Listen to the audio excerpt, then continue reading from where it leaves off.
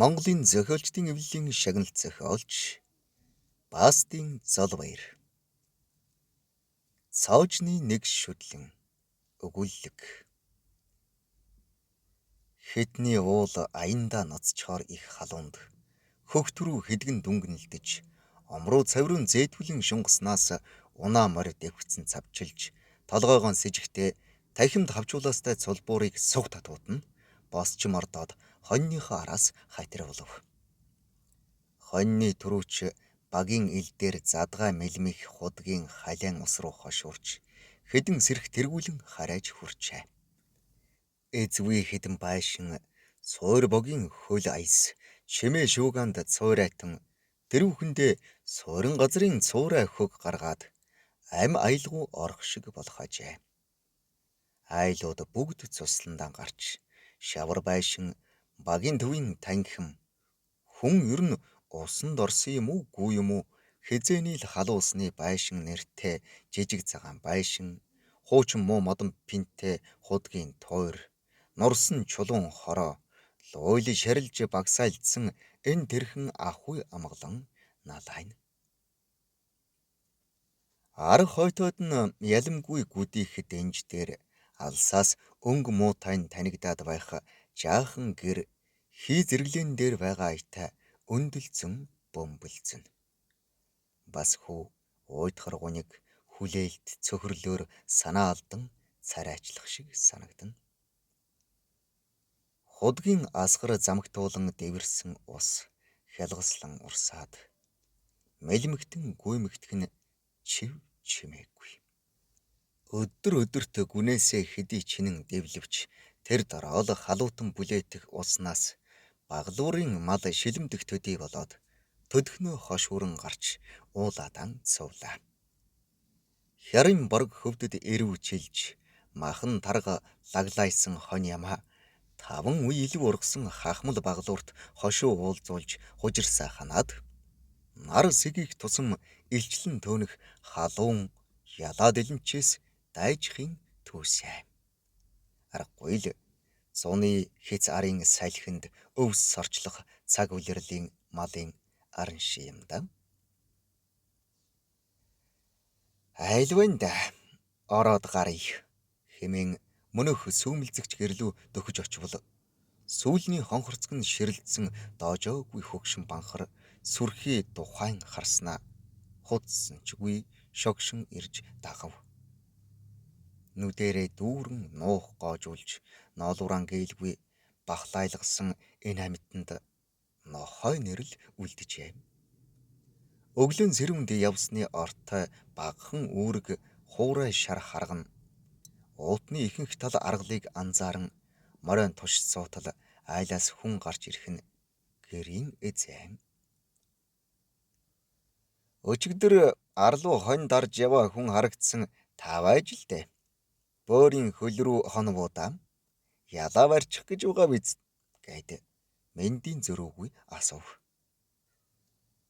Жаахан хөхөмөл унгасгсны ачаар танагтай л хонлоо. Ялаа халуун 2 мөн горгүй байна шүү. Танай харин яаж ч зусч байдаг айлв. Зусахгүй гэд яах вүлээ. Цоожны нэг шүдлэнгийн эрхэндэл айл амтны хэдэн тагд сахиж суунда. Орооч та гэхийн өнгөн хүнтэй ярихын мөрөөс болжээ. Гэрийн зүүн хаягаар сүүжилдэн хэвтээд хараажаар 5-6 нас хүрсэн хүүгэн үлгүүлж нэлхэмссэн эхнэр хүн орж ирүүт залхуутайхан өндийж хүүгэн түлхэн энгэрэн хумс хийв. Гүн чин тэгээд хэдэн цоож байдаг юмтэй. Хараг хүн толгоогоо боосон дайртай ямбуу оролтон авч нүрээ тойруулан арчаад 1 2 3 гэд яс тоолохоор 40 гаруй хаалга цоож байдаг юм. Тэр болгоны цаана өмч хөрөнгө байдаг л байлгүй. Юмтай улс цоожон баглаж чад арилдаг. Намар ойлгохтой юм барьж өгөх юм уу гүй юм уу бүү мэдтэй. Нодингийн айлд 3 цоожтой айл нэг амбаараас нь дусаал гойцсон гээд 2 муу шүдлэн барьж өгсөн гэж манай энүүнд авгааны ярьсан байна лээ гэж мөнөх эрх нялунда дэлэндүлээстэй эхнэр рүүгэн дохиод. "Гү чи хүнд аягны амсар зуулгаач" гэлээм. Чухам ганц аж амжиргааны тухай ярьснаас уу хавиортон хүн орж ирээгүйгээс үү угаас сэхээс эрг мөхсийнхөө үүлгэртэж суусан эхнэр аяг авч зуухан дээрх данхнаас цийдэн цай хийж өгснийг уувал зэлгэн ажээм. Тэгээд суухны халив дээр жигэнсэн хуурай гамбиртай тавгийг явган сандал дээр тавьж дөхүүлв. Амбарын дээврээс тусаал гоожхыг та нар бас хариуцах ёстой юм уу? Цоожийн бүтэн байлгахыг мандж байвал бар биш үү гэтэл эзэгтэй хар хүнээсээ өрсөн. "Хөш та минь хэлээд юу вэ? Ядруу улсыг чинь амтэн хүн зоргоороо илэг барих юм. Юу ч гэж хэлсэн энэ муусаанууд яавал гэж боддог юм шиг байна" гээд суудлаан засан үхтэж сухалцснаа мөнөөх элэг барихстай хэлсэн юм шиг аминдаа шилбэлзлээ. Эрх биш нэг булгийн амтэн ах トゥ байна. Цоожныхоо нэг юм бариад өгнө байлгүй дээ. Мэдхгүй. Хоёр дугуйт зайдалсан хойнооч мороор хариулгаан байжгсан улс харагдах юм. Моторт нь байдгаа моржгүй айлд атга ноолуур нь аштай юу гэд элгэмсэх сэтгэлтэн байна уу даа ер нь гээд өнөөнөөс нааш сонинд ороож шүлсцэн тамхиан асаав. Авгаан залгуулан манай энэ гэж нэг л их тамхи татаж өдөр сар өнгөрөөсөн хүн салхигүй энэ халуунд эскиний ноос хатаагаад савбал болмоор тоож ноосоо саваадуулах хүн алга гэх юм хаашаач болсон түмэн олон юм бидэ гэж цөхрөл үнэртүүлэн өглөв. Ингэж ярихт нь эхнэр рүүгээ нүдээ цавчлан сүрхий уурлах нү гэмээр харж суусан нөхөр "Гээд одоо яах вэ?" гэсэн аятаа инээмсэрч сууна.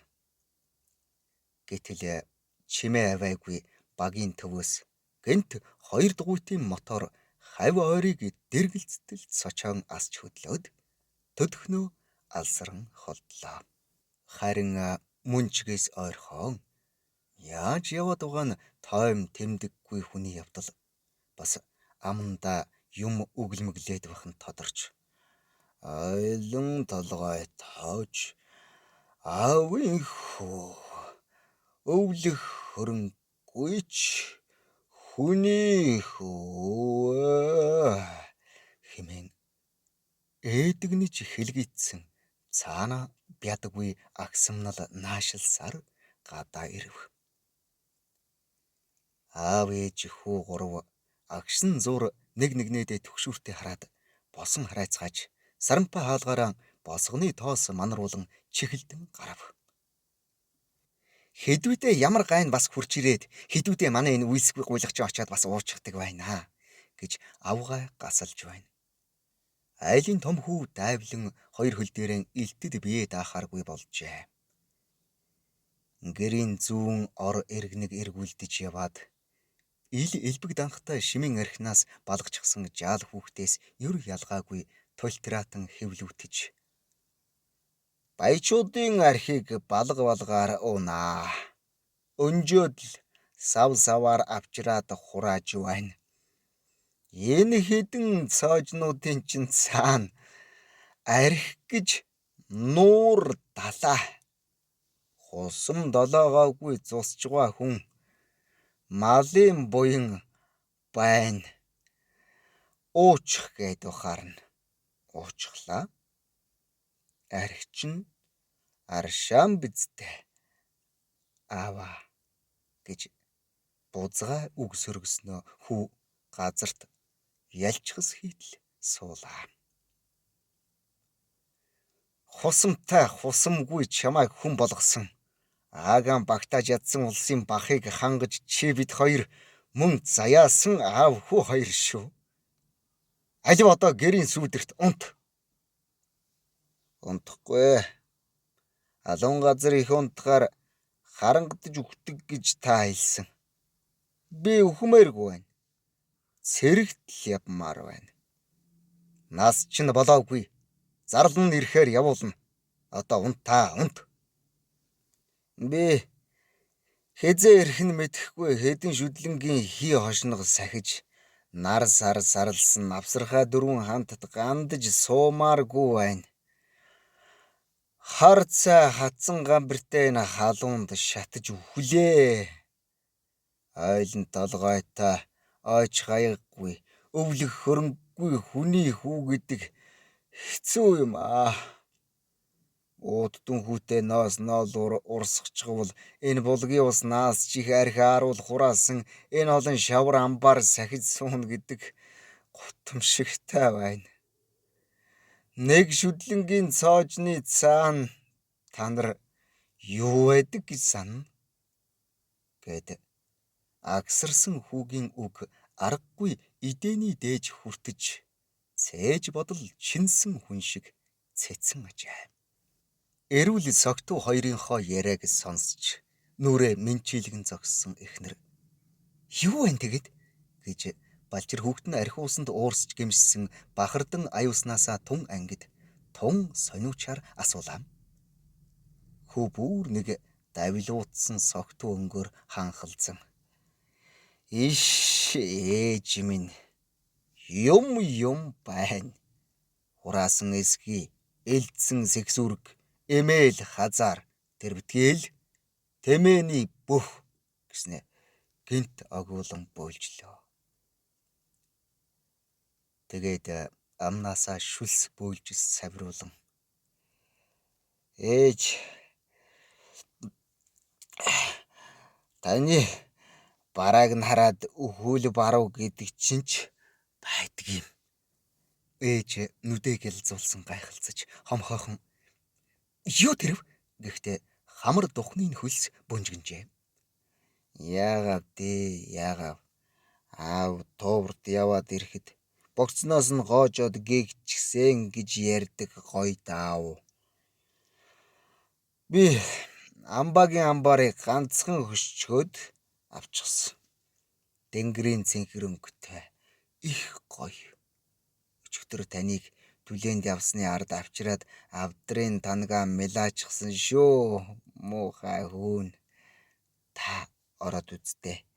Нэг шүдлэнгээр тийм даавг солиод яасан чи яадаг юм гэд хөлчөж согдсноос сүмгэрдсэн гинхэн нүдэрээ их хэрэг бүтээсэн хүн шиг баярлаж байна уу гэсэн шиг ээжээдэн тогтоож харав. Энэ үгийг сонссон ээж их л уйрангуйгаар хүүгийнхээ амны шүлсийг арчиж байснаа гинт байдгаараа далайн алгадаж. Гүй юу гинвэ ороолон чинь энэ хідэн цоожийг онгойлгоод хамаг амтны юм онгочж байгаа юм байна шүү дээ. Үйл гэж шоронгийн хадаас болох нуу чи явдаа даанч хэмээн орилон хашгирснаа суун тусч гаслан уйлж эхэллээ. Эхийгээ хүчтэй алгадахад бөөлдсөндөө нүүр шааж унсан хүүгэн эцэг нь гэрийн сүдэр рүү чирч баг хүү ээжийнхээ нулимсыг арчин эцдийнхээ амьдралын гашууныг шингээсэн гулигдас бөөлдсийг хөгшин банхар урт улаан хэл гарган шалир булир долоолоо. Үд дундын халуун мэнэртэл шарж дэлгээтэй хаалганы босгон дээр самардж гарсан гүрвэл амныхаа ингээр айхлах ажээ. Зохиолыг бичсэн Монголын зохиолчдын эвлэлийн шагналт зохиолч Бастын Золбаяр. Уншсан Эрхэнбаярын Баттарж.